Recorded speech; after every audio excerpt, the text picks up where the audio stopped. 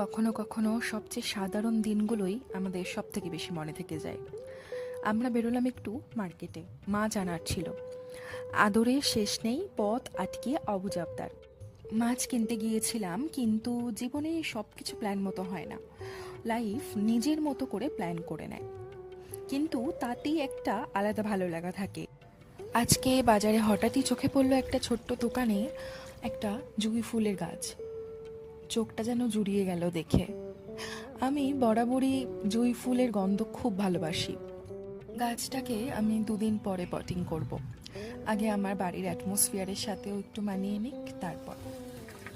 আজকে বিকালে চায়ের সাথে আমরা আর বিস্কিট খেলাম না, একটু পাঁপড় ভাজা করলাম। মাঝে মাঝে এই ছোট্ট ছোট্ট চেঞ্জেসগুলোই একটা মনে আলাদা আনন্দ এনে দেয়। তোমরা সবাই খুব ভালো থেকো, সুস্থ থেকো। আবারও দেখা হবে অন্য একটি ব্লগে অন্যরকম গল্প নিয়ে।